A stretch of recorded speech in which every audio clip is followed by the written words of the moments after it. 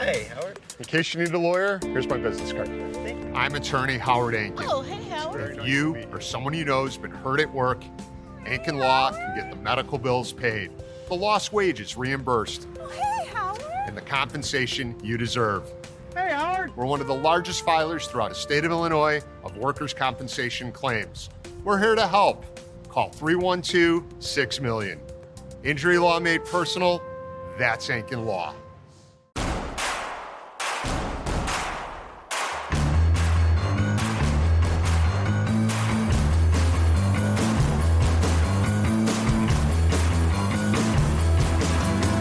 From your favorite source for Chicago White Sox talk, delivering news, interviews, analysis, and more.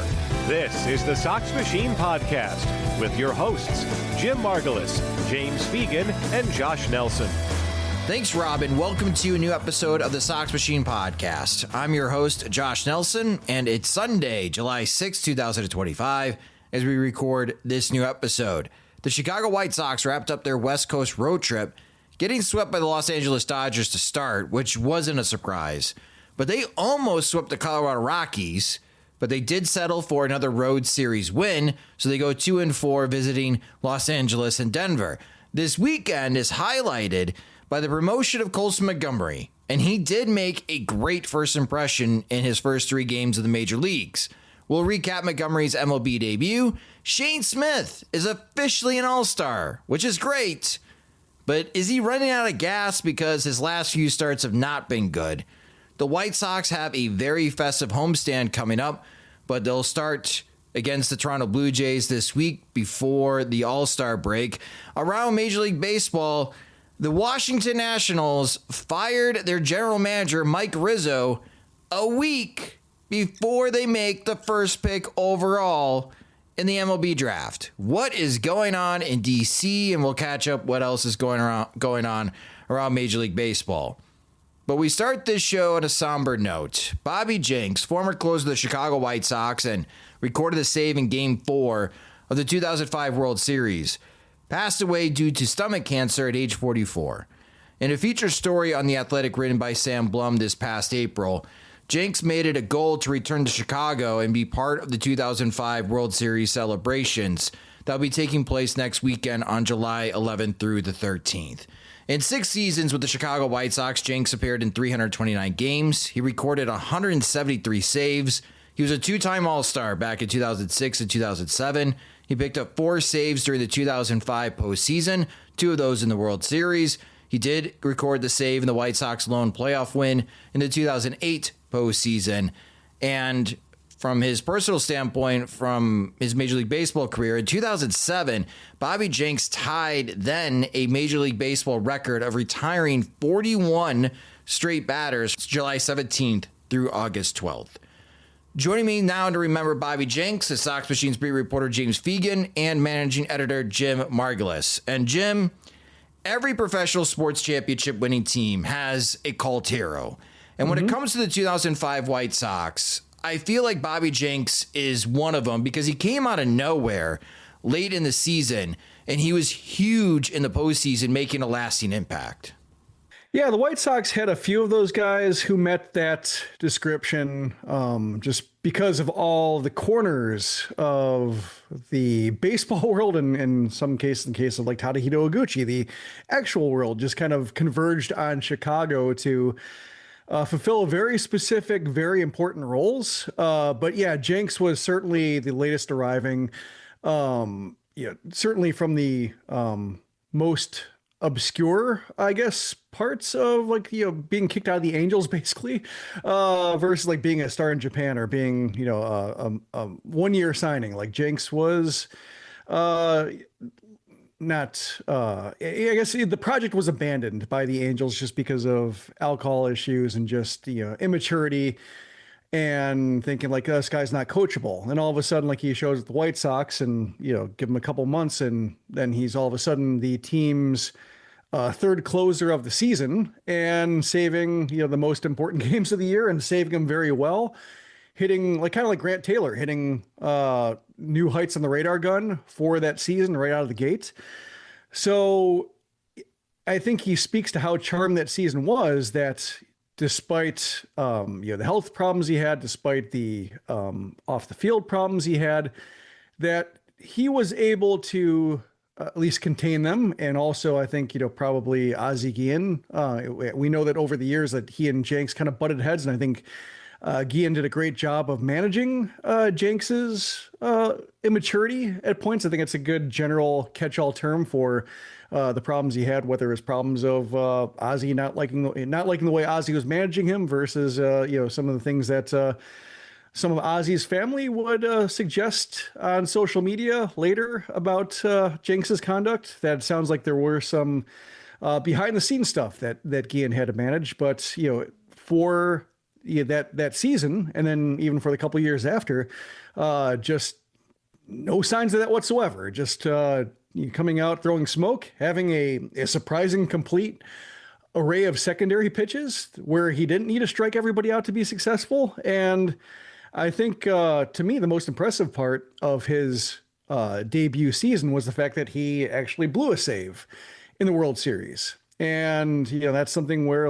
maybe it goes wrong if he has that big high profile failure and all of a sudden, the White Sox are playing all these close games and he can't answer the bell. But he shook it off, ended up throwing 2 scoreless innings in the 13 inning game, and then, saves the final out. So, yeah, really an amazing story. It's a shame that it happened to, close so soon, both in terms of his career and then, we're talking about his life now, because it did seem like he was evolving. It did seem like, for as old as he was, in terms of 44, you don't say typically you don't wave away things of oh, he's still evolving. He's still immature. He's still given his background, given all the stuff he overcame, the fact that he still had growth in him, the fact that he was managing the Windy City Thunderbolts and taking it seriously. When I saw that, I thought, oh, he's collecting a check and the Thunderbolts are happy to have the celebrity.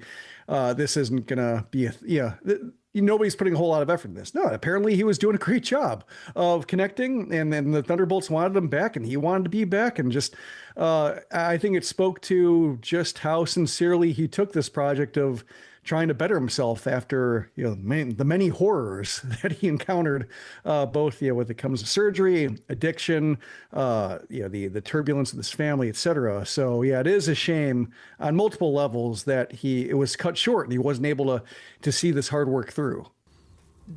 James, what was your favorite memories of Bobby Jenks?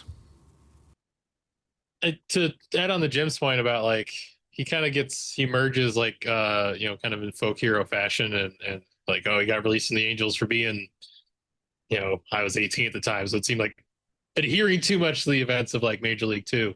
And you're oh, this sounds like an exciting thing, and comes in and he's this phenomenon of the season, but he actually turns out to be pretty much an elite closer for multiple years and someone who had a pretty prolonged peak that obviously could have continued into his 30s if not for kind of the really unfortunate medical issues he dealt with and the malpractice case that wound up ending his career. So he kind of gets sold as this larger than life personality when my brain kind of goes to this dude was just an elite relief arm by every standard of his era. So for me, it's maybe this is on brand, but I feel like Bobby Jenks taught me about fastball carry at an early teenage, because Hawk had every broadcast during that time, sinkers and 2-seamers were very prevalent, and you just any guard variety color commentator you'd hear, and certainly Hawk would just be talking about got to pitch down in the zone, got to get ground balls and stuff like that. To see them have to acknowledge actually Bobby Jenks' stuff works best up in the zone. You actually see him especially the blown save he had when his fastball got down, and they had to acknowledge yeah, some guys who throw harder actually work up there, and it kind of gets your mind. And probably tunneling too with this curve. Right. Exactly. He was a high 4-seamer curveball guy in 2005 of all times, especially watching that staff just throw sinker after sinker en route to complete games where Bobby doesn't really pitch in the Angels series. But yeah, it was someone who kind of pitched in a way that became prevalent seemingly 10 years later, more than you even saw back then. So Bobby being kind of this early proto version of that, it was really interesting in my baseball understanding journey. Yeah, Mark Burley's statue unveiling will be on Friday, July 11th. Many of the 2005 White Sox players will be returning that weekend to celebrate not only Burley, but the World Championship as well. I'm sure on Monday nights against the Blue Jays, there will be a moment of silence from the Chicago White Sox in honoring Bobby Jenks. The Colorado Rockies made a very nice gesture over the weekend to pay homage to Bobby Jenks during the series against the White Sox.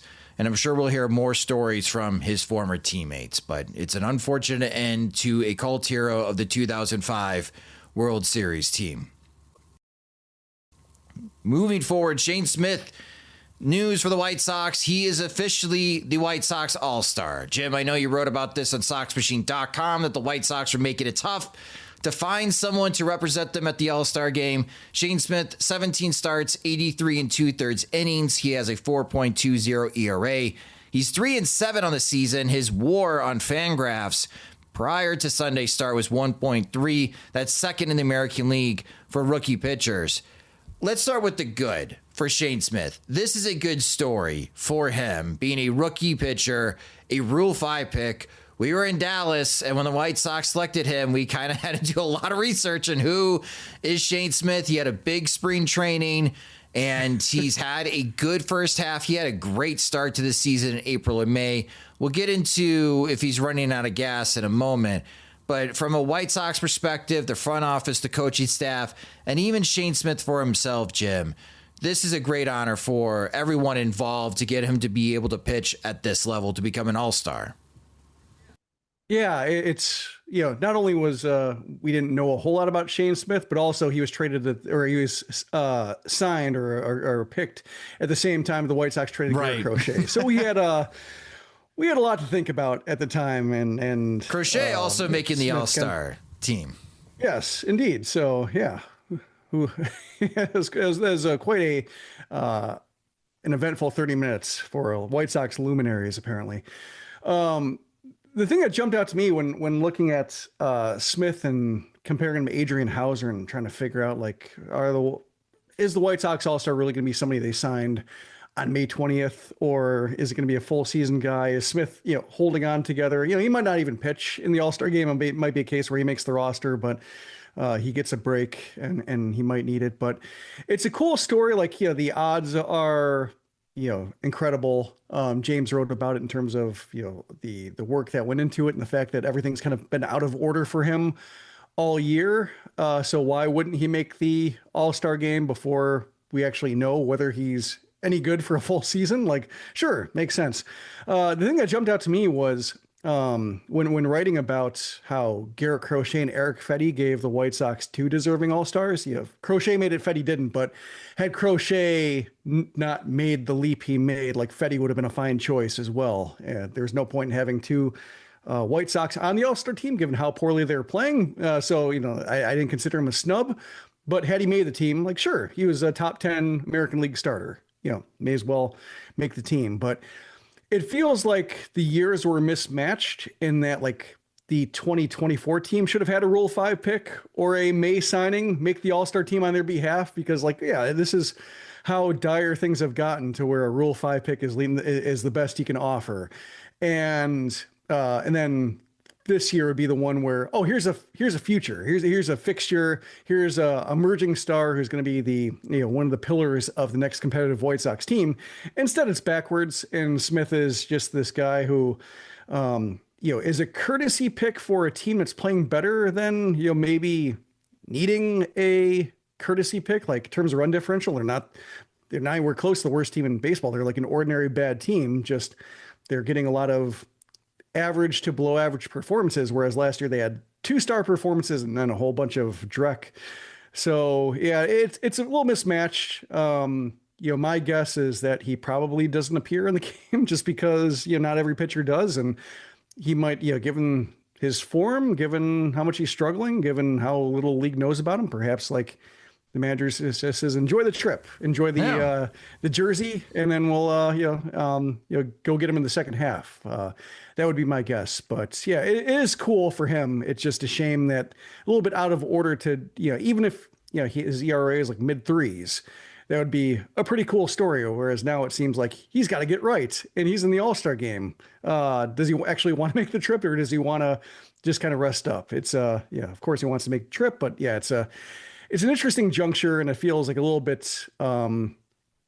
Everybody kind of feels like a little bit shortchanged, and that this should be a cooler story. And yet, because of his All-Star berth, you have to examine it a little bit closer than you might have just, not looking a gift horse in the mouth and saying like, hey, it's a Rule 5 pick who's still, faring well on the season. Dan Uggla was the other one, right? Dan Uggla was the first Rule 5 selection to make the All-Star game. Shane Smith is the second.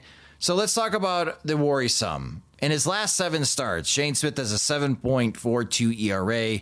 That's over 30 and a third innings, so he's not even averaging 5 innings per start in his last 7. 27 strikeouts, 19 walks. So that strikeout to walk ratio is definitely shrinking. The last time Shane Smith pitched more than 5 innings, June 10th against the Houston Astros. Last year, and I think this is what's key, Smith pitched 94 and a third innings. That was a career high, no matter what level, college, minor leagues. That's the most innings that Shane Smith has ever pitched. He faced 382 batters last year. Again, entering the All-Star break, and he's got one more start before the All-Star break. Smith's already at 83 and 2/3 innings, and he's already faced 346 batters.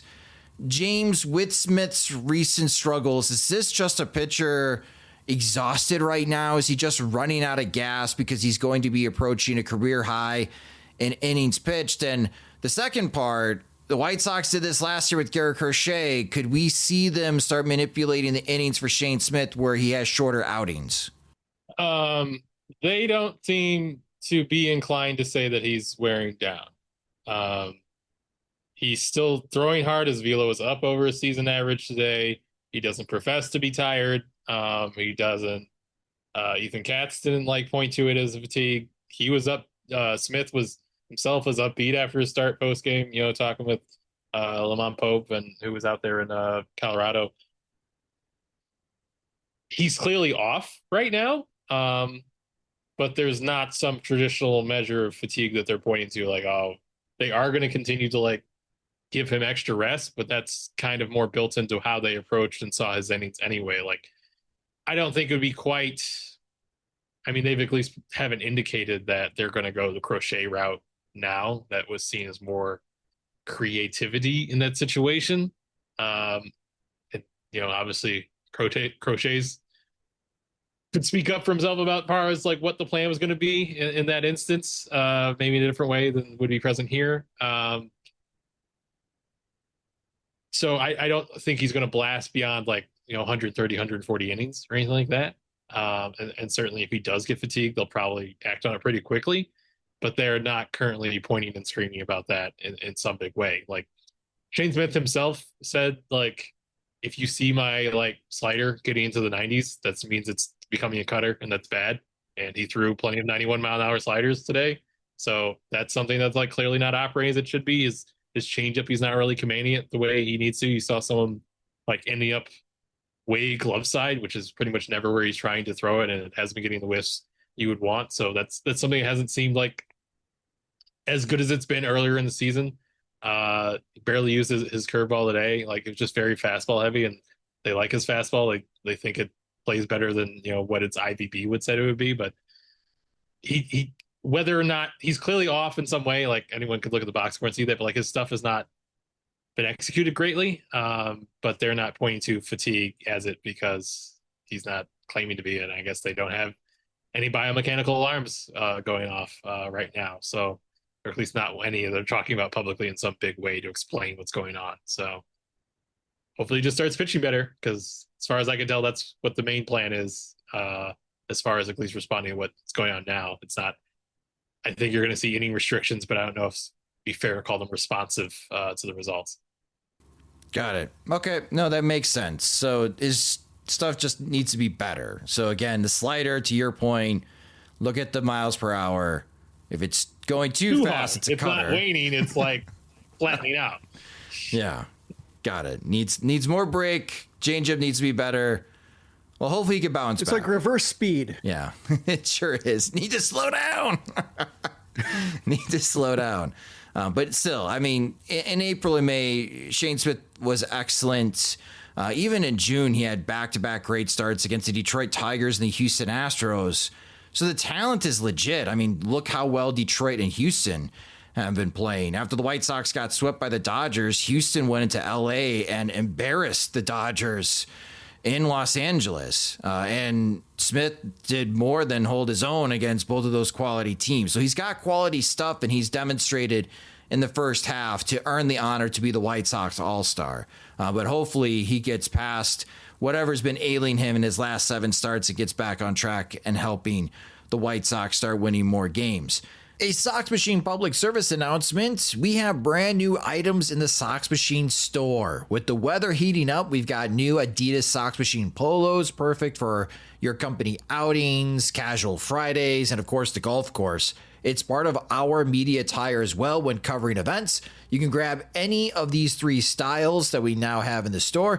We've got new Sox Machine coffee mugs to sip from while you read Jim and James in the morning, new stainless steel water bottles with the Sox Machine logo, and fanny packs, which fanny packs have been very helpful entering Major League Baseball stadiums with all the bag restrictions.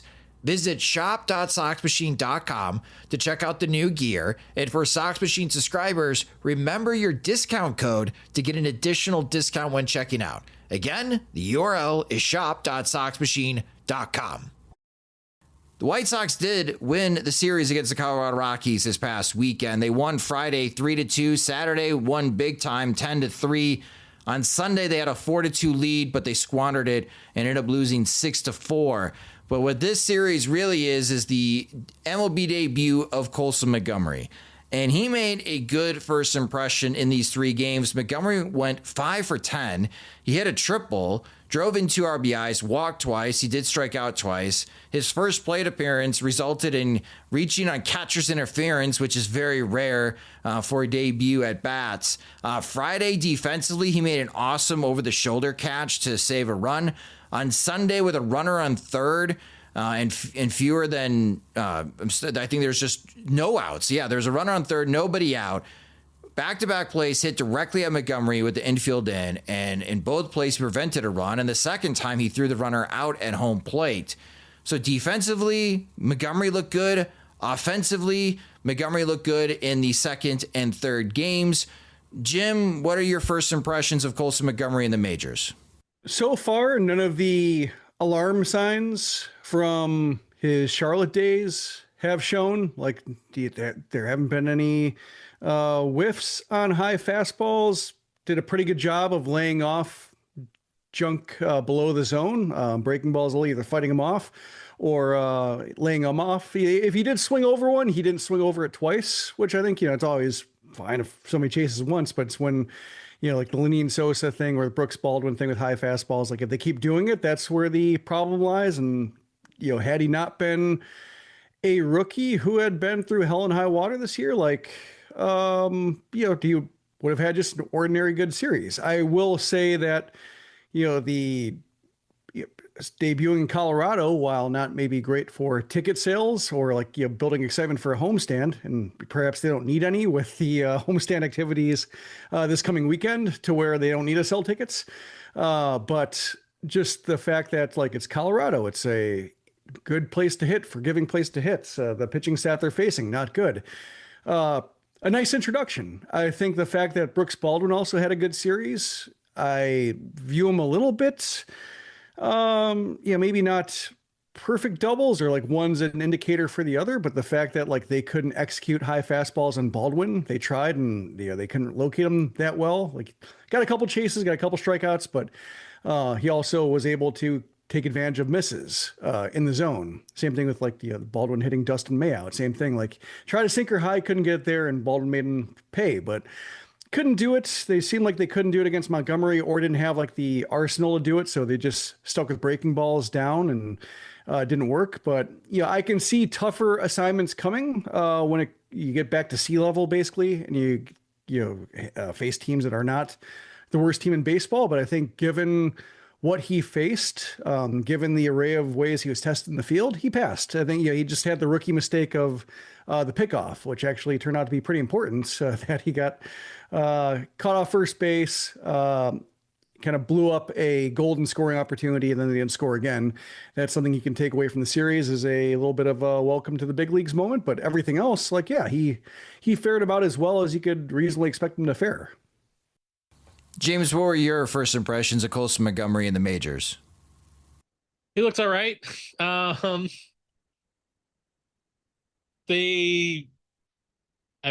think they pitched him well. Just in the sense of, I thought he did a good job, like especially his walk on Sunday was good as far as like laying off a back foot breaker, and that was a pretty well located one, and there wasn't as much up in the zone whiff as I would have been concerned about, just with him facing major league heaters for the first time. I don't know why you pitch him out or half at this point in his career, and I would assume the Rockies mostly did that unintentionally. It is good that he got a lot of hits out of it. We didn't quite see him explode into one, but it was in his first 3 games. You definitely saw him kind of muscle the ball out of the infield on at end of the barrel contact a few times. So that's nice. And I thought he was pretty good defensively. Especially you can kind of see how his arm allows him to, play balls differently from even just someone like Chase Mydroff. He can sit back in situations a lot more, and he can kind of load up and make up time with I think a pretty above average throwing arm he had. There was points where Lenny Sosa made a really slick flip to him that he turned on the cannon to turn a double play to get out of one of the 1,500 jams that's Saturday. And it's I can't imagine, I never saw this double play combination happening at all, let alone looking fluid together. But what a time, what strange bedfellows. So I don't every flaw we've ever been worried about has been solved by this 3-game Rocky series, but I also don't think he did anything discouraging during it for 3 games. Other than getting picked off, that you'd almost have to get picked off repeatedly before it's what's wrong with this guy? It's more something that happened to him. So A+, as far as first impressions. I don't think we have gotten to the choppy parts of the waters yet, but there was certainly nothing other than positives to kind of see what he did. I'm trying to be upbeat more often in life, and Colson Montgomery didn't give me reason to shake out of it. Oh, that's good. That's good to hear. Yeah, good first impression by Colson Montgomery. We'll see how he does against the Toronto Blue Jays. We'll preview that series in a moment here. Other West Coast road trip notables. Jim mentioned Brooks Baldwin. Baldwin had a good road trip, 6 for 17 with 2 doubles and a home run. Edgar Caro hit his first home run. Kyle Teal still shut out in that category. Jim, are you surprised that Edgar Caro hit a home run before Kyle Teal? I guess I would say no, given the chances. Just, Caro's had more plate appearances, but in the fact that, it happened while Teal was on the roster and they had a comparable amount of run while teammates, a little. It did remind me a little bit of watching Caro hit his first homer in Birmingham a couple of years ago, and him saying wasn't sure I got all of it. And he talked about how he was running down the first base line, basically saying "Go ball, go" as he was following it, and had the same kind of track at a quarters. It didn't look explosive off the bat, and the outfielder kept drifting, and I think he was running pretty hard. So I don't know if he got to savor it the way that he might have hoped his first homer would work, but it was very good silent treatment on the back end of that. We hadn't seen that in a while with the White Sox, probably because they don't have, or they haven't had at times, the veteran presence, I think, to pull off the silent treatment. Everybody's kind of in the same boat of being happy to be there and unproven. Yeah. So in this case, it is nice that they are able to give a rookie no reaction whatsoever in the dugout for 15 seconds, because I think that's a sign that there are some signs of accomplishment in the dugout. Yeah, Mike Tauchman led the charge in that silent treatment. Tauchman went 8 for 25 in this road trip. He made a great home run robbing catch against the Dodgers earlier in the week. Lenny Sosa, 6 for 20, 2 doubles, a home run, and he drove in 5 RBIs. And then eventually we may see this from Colson Montgomery, but on the young players going through a cold streak, Miguel Vargas and Chase Maidroth right now are cold at the plate. Vargas is 2 for his last 20. Maidroth is 2 for his last 19. But the White Sox got to 30 wins before the All-Star break. They just need to win 12 more games to win more than last year. That's all we're asking for. It's mid-July, and they have a chance to add more wins before the All-Star break, as they are now home for the next 7 games against the Toronto Blue Jays and the Cleveland Guardians. The first 3 games are against the Blue Jays Monday through Wednesday. The Toronto Blue Jays are in first place in the American League East, and not only are they in first place in the American League East, they're now 3 games ahead of the New York Yankees and the Tampa Bay Rays. They're 52-38. They have won their last 8 games. They are 9-1 in their last 10.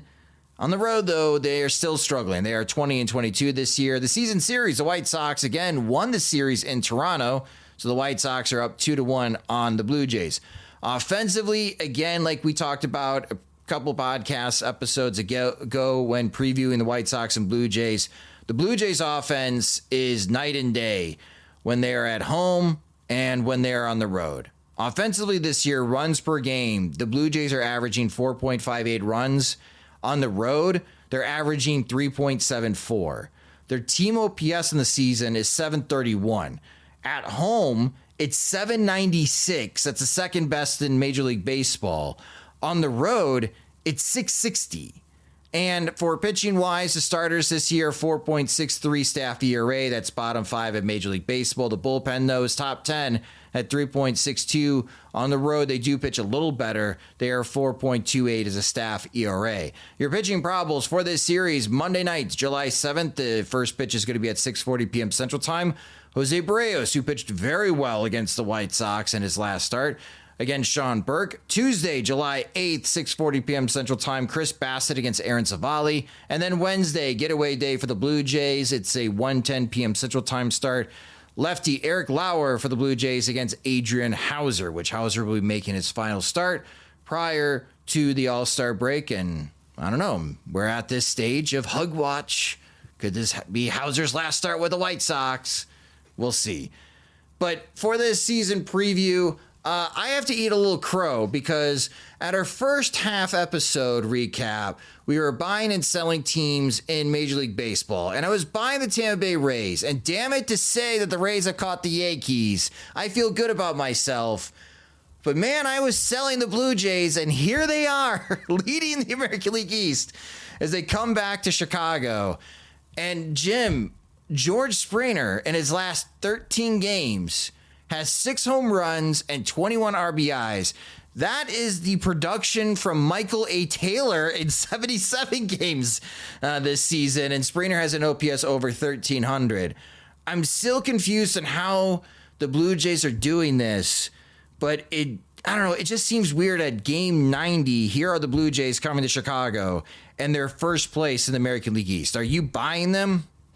Well, it's funny. They've won 5 out of the last 6 series, and the one series that they lost was to the White Sox. So perhaps it was like perfectly timed, the classic trap series that John Triffin kept saying the White Sox were considering the Rockies to be, even though they're basically in the same boat. But it's I'm happy for Springer personally, because when the White Sox were pretending to spend money and then not doing it, like the price kept coming down, like Springer was after the Bryce Harper one.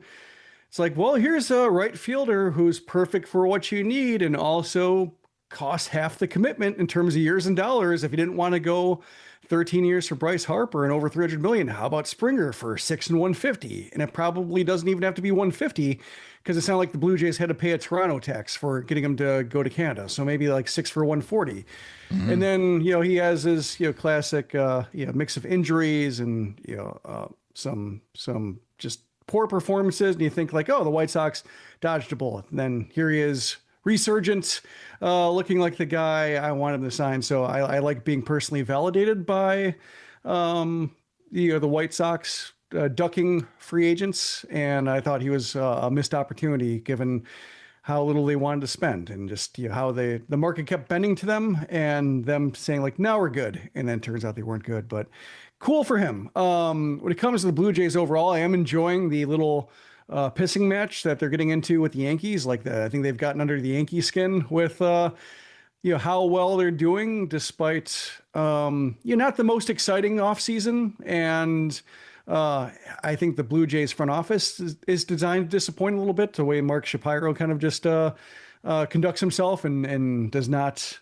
really energize the fan base with his words or actions. It's all about more bottom line stuff or arbitrage, and not really. I guess the Vlad Guerrero extension was a little bit of a departure, but also that was kind of painstakingly done to where it felt like they had to do it to prove themselves. But I think it's driving Michael K nuts a little bit in New York, and that's fun. What doesn't drive Michael K nuts? Yeah, he doesn't take jokes well. He's very thin-skinned, but it's fun. Like, I enjoy them being in this role of disruptor. The Rays are a disruptor in a way, but I think the Jays are, they have more resources to do it. They can sign or trade for more accomplished players, and so it's a different kind of disruption. It feels more ambitious than what the Rays do, and it's cool to see it work. Are you buying the Blue Jays, James Fegan? For playoffs, sure. I think this seems like their high point.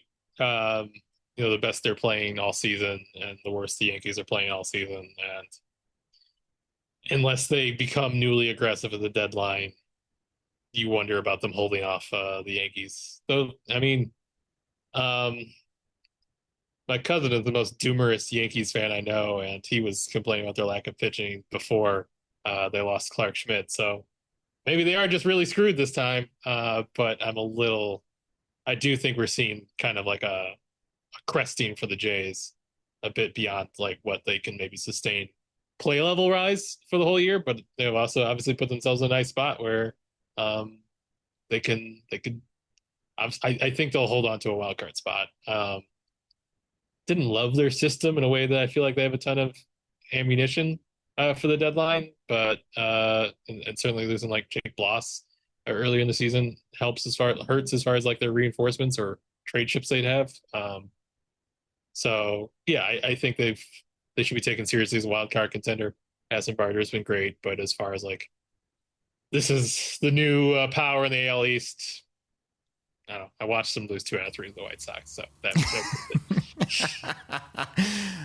back over to the White Sox perspective, James. We've been getting more social media hits. Our friend Jimmy Pardo on Blue Sky tagged Jim and I in a. Do we know what we're calling Blue Sky post? We'll just call them Blue Sky posts at this moment. Asking, why is Josh Rojas still on the team?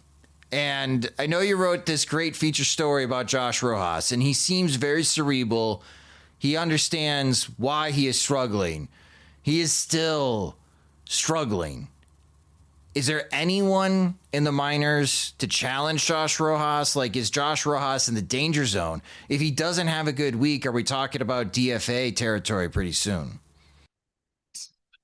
I mean, I'd flip into like, why do fans like get so like animated about the 26 man on the roster losing their job? Like, I feel like if a team's like cut the worst player on their position player on their team like once a week, like they could keep their fans decently happy for a while because there'd be like some notion of accountability. It's probably the same situation I would say for Vinny Capra, where it's like, who do you want to now insert into this doesn't play that much role? I think the argument could be like playing Rojas less because you have Sosa hitting well, you have Montgomery, you have Mydroth, you have like all these 3 compelling options to do in the infield. Vargas is pretty much every day. So anytime you rotate him off of first, you probably think that'd be felt by Rojas, but I don't like, is there a big urge for someone that you really are excited about, like a future 5th infielder that you'll feel like they're developing because they're getting Josh Rojas at bats as opposed to someone else? Sure, he's got like a 500 OPS. He could be DFA'd at any time, and I don't think anyone would be stunned. They might move him to some team for cash considerations on the premise of, hey, do you want your own backup infielder who barely plays. Here's one who could do it. We'll eat some of the money, even sort of thing.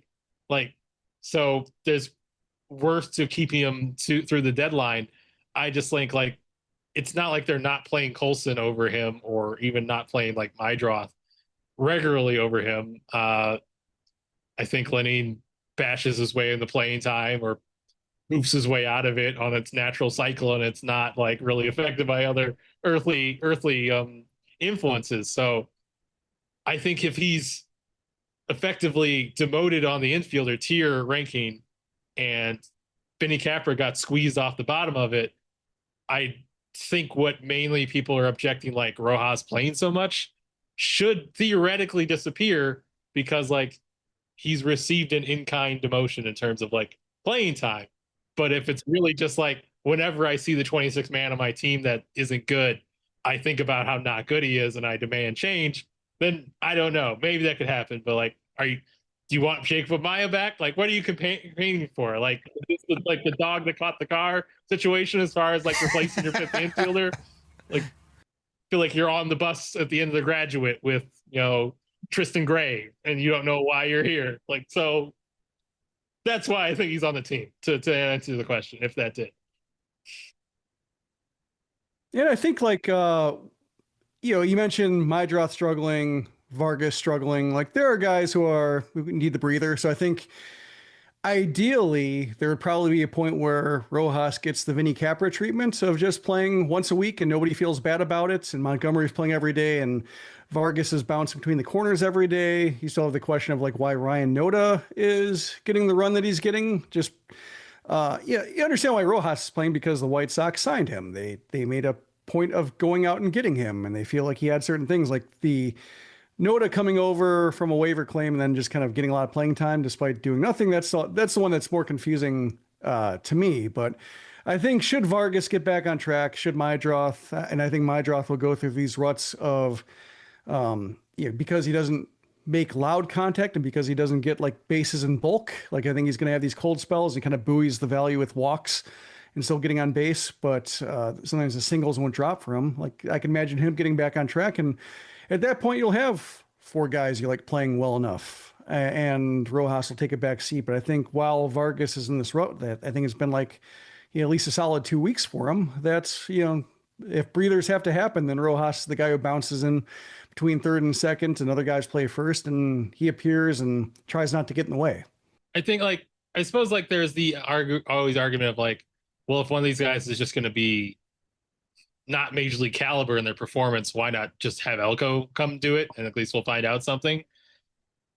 At this point, I think the argument would probably be more Elko for Noda. Cause if you bring up Elko to force Vargas back to third and you're kicking out Rojas, because that's the end goal to start, then you are kind of putting Mydroth and Sosa and Montgomery in competition for playing each other. Maybe you don't sweat that so much. Maybe you get really mad. I don't know. But I wouldn't see then you'd be like, well, why is Noda here?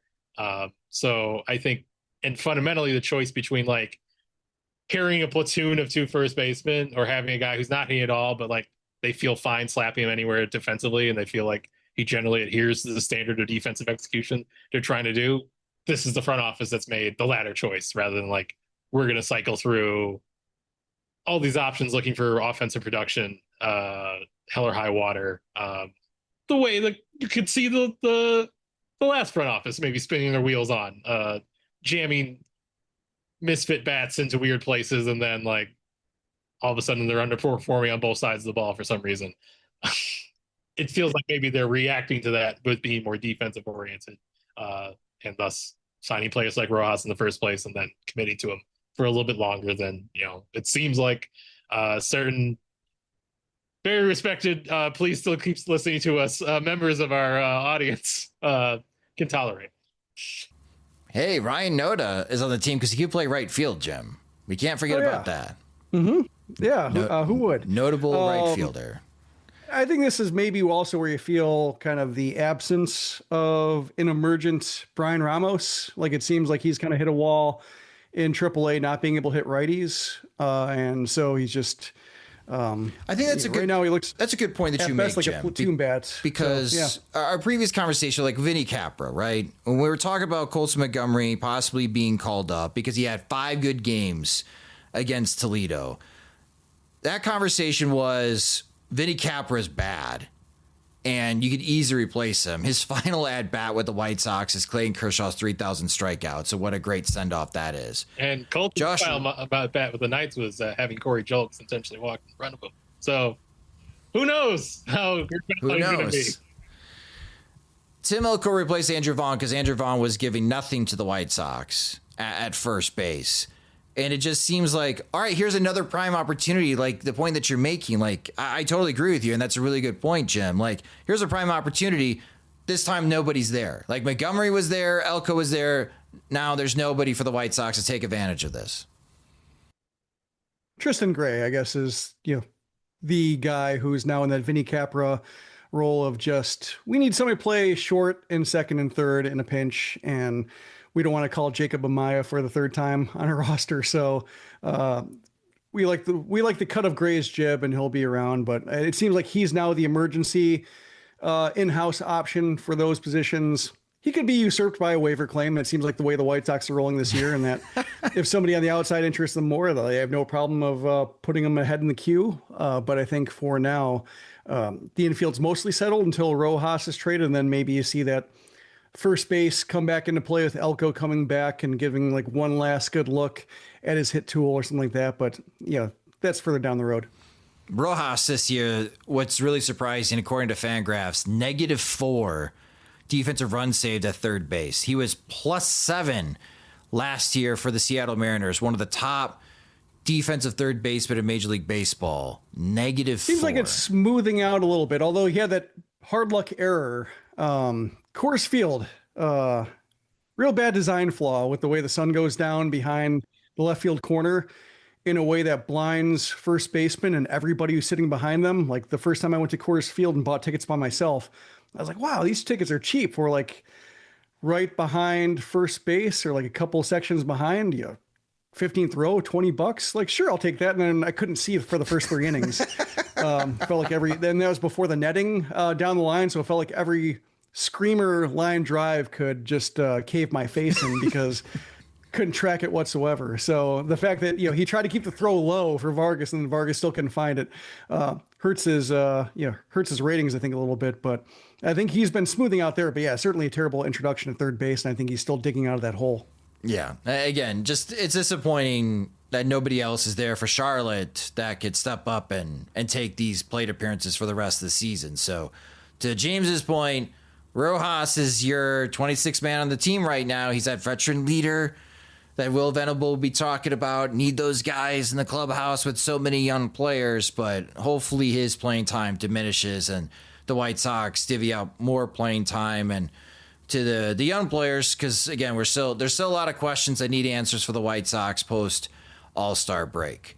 If Ramos just like nukes a AAA team for like a whole series, I think there's precedent there. That is a good point, James. There is precedent. So just needs 5 good games, and then it's Brian Ramos time again at third. Like base. 8 homers, something like that. Nothing crazy. Nothing crazy. Go play Toledo again.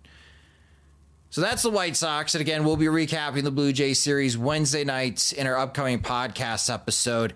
And if you haven't gotten a chance, you can listen to the previous episode over the 4th of July weekend. I sat down with MLB.com's Jim Callis to preview next week's MLB Draft and who could go number 1 and the White Sox watch board.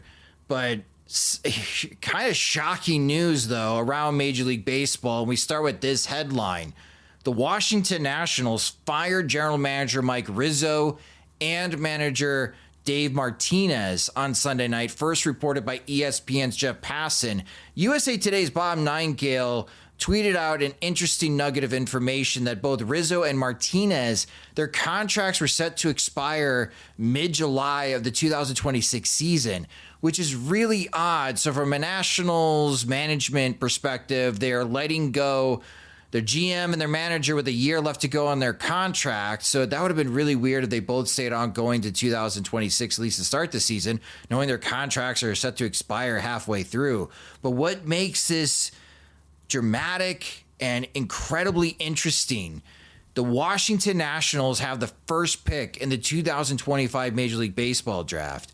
And Jim, an interim GM, is now going to be making that pick for the Nationals.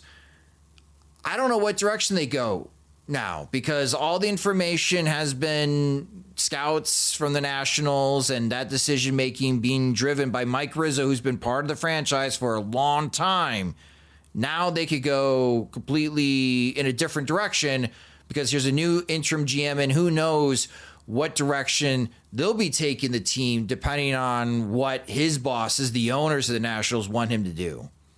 Yeah, you could see it going a couple ways in that, with the first pick, it's a case of maybe we don't want Rizzo overruling a voice they trust more, be a scouting director. Maybe they do think the interim GM has a better finger on the pulse of things, or is less desperate to have a job saving type pick. And so there'll be a lot more harmony going into the pick, or maybe the owners will Bigfoot whoever's there and be like, no, we want this, this is going to be the poster child for a team the way Bryce Harper was, or the way Steven Strasburg was. And so we want to make this pick. And so we just get Rizzo out of the way and make it happen ourselves. So I think it makes sense, even though as weird as the timing is right before the draft to go, I guess, cut off the head of your organization. It's certainly makes more sense than having somebody you don't trust making that pick. Kind of like the way we talked about with the White Sox and the trade deadline, having Rick Hahn and Kenny Williams there, while they're trying to undo all the damage that had occurred a couple of years ago, and give them the trade deadline to do it and give them the draft to do it, and then getting fired in August after all those important decisions were made. And you had the Jacob Gonzalez thing, which felt like one of the canaries in the coal mine for a lack of consensus in the front office, and the way that the decision-making chain could get so easily tangled. But it's certainly a different approach. And it's fascinating. It's good palace intrigue, high drama. It seems like there has been for a while when it comes to Rizzo. He's had some contentious negotiations publicly, and kind of a will they, won't they. And the fact that his contract went through mid-July is weird, but also kind of makes sense. Guys who are lame ducks in that position, typically, if they're going to be fired, they tend to get fired. If they tend to be extended, they tend to get extended early. They don't tend to go into that last year without a contract. So I guess it makes sense. It's a lack of eyewash to give them a full year, and makes the stakes very clear. But fascinating to see where they go, because Rizzo's been there for a very long time. The Nationals are last place in the National League East. They're 37-53. Again, if you listen to the previous podcast episode with Jim Callis is thinking then the Nationals would go either LSU left-handed pitcher Cade Anderson or prep shortstop Ethan Holliday, the younger brother of Jackson Holliday of the Baltimore Orioles, and of course the son of former All-Star Matt Holliday. We'll see now. I don't know. Maybe it doesn't really change anything as far as the draft process because you're a week away. But again, if it's not known, or if Rizzo was hoping to go in one direction and now Mike DiBartolo, who's the interim GM, steps in and now they're going in a different direction, I'm expecting more gossip and rumors to be coming later down this week. James, let's start with you. What is catching your attention around Major League Baseball? I am just constantly seeking out my old friends. Andrew Vaughn's getting called up for the Brewers. It's pretty clearly a needs-based promotion because Rhys Hoskins just has a thumb sprain injury of some kind. Vaughn has been better with Milwaukee's AAA affiliates. I want to say a 122 WRC plus because he's hit 3 homers in 15 games. He has a 58% ground ball rate down there. So rolling over a lot. Seems like maybe whatever they're doing with him is more in progress than complete, but we'll see how it goes. And Eric Fettig didn't make it out of the second inning for the Cardinals tonight, Sunday Night Baseball. against the Cubs. He had a kind of a blow up outing right before that. Ali Marmol was not super committed to him post game. They said like you're going to do a step back and see where he's at. Feels like they probably just saw where he's at a little bit. He seemed in good spirits when I spoke to him when he was, we had a little pregame notes interview with him a couple of days back when the St. Louis Cardinals were in town. But it's been a little bit of a step down. Certainly last year, like he was still fine after the trade, but didn't like take a next level of it. And some of the peripherals kind of took a little bit of a nudge back, even if he was still a sub-4 ERA guy and plenty useful. Seemed like he pitched a complete game this season at one point, but obviously is struggling right now for a team that isn't really in the position to suffer through somebody figuring it out in the way that Fetty obviously would have had rope to do here. Interesting to see how it goes, but the White Sox kind of always felt like they couldn't. They felt like at least their contention post trade after hearing all of us criticize how little they got. Talking to them, they were like other teams were not as sold on Fetty being like a frontline fringe all-star guy the way that we thought he had shown himself to be. So maybe that means they were right. That's why the White Sox got whatever they got. Or maybe, hopefully, Fetty being a great guy who's great to deal with. Hopefully rights the ship and looks more like the guy from 2024 first half, where multiple White Sox decision makers argued that I should write something saying how all-star worthy he is because he had a winning record on such a bad team. And I was like, I get it, but why are you the ones making this case to me? Very strange. Anyway, that's what I noticed from around the league. I'm sensing this offseason James might be advocating the White Sox to bring back Eric Fetty to help out with the starting rotation. Bring back literally just everyone I ever enjoyed in any capacity. Bring back Jose Quintana. Mostly enjoyed watching him. Yeah. James McCann seems like a great veteran to have back up your two elite catchers for some reason. Poor roster construction, but I wouldn't hate it. Spend all like money you don't have on Lucas Giolito for some reason. I don't know. He's ready to come back. He's been pitching great for Boston. Yeah, I don't understand why he'd come back here, not why they would, signing a good. I thought he loved it here. But like, I think he wants to win. Yeah, like that. Or like he paid market value. Idiot. Like the reasons like that. It never seemed like he would sign a second deal here. Like all his understanding how the business works and like how much like a win is on the market. Like he has all these weird concepts that are floating around his big brain. People with standards. Boo. Shake my head. Jim, how about you? What's catching your attention around Major League Baseball? The Guardians have lost 10 in a row. Looking at their last 30 games, 69 runs, or 30 days, so 26 games, 69 runs. White Sox have played 26 games. They've scored 87. So the White Sox are a standard deviation better when it comes to offense.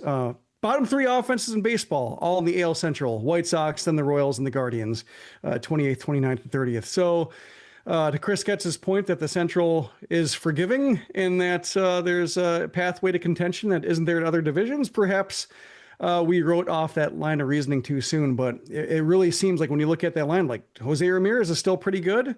Steven Kwan is still Steven Kwan and like just nothing behind it. Yeah, Kyle Manzardo's been okay, but like I think they took Josh Naylor for granted a little bit, and that like while his production may have been kind of uneven or defensively not great, like I think he gave that lineup something that it cannot easily replicate. Like the problems filling out the outfield and getting a first baseman, Carlos Santana hasn't been the option. Like it really seems like their magic has worn out a little bit with the formula that they've used so successfully for 25 years. So interesting to see where they go from here. I think the Royals, their situation is more clear. Like they were maybe a bit early in breaking out and they had some young performances to understand and trying to supplement the roster, and their outfield looked a little bit sketchy before the season. That's borne out. But still, like their stars are their stars. They've had some pitching injuries that, they couldn't afford or couldn't absorb. And now they're really struggling, but seems like their path is still pretty clear.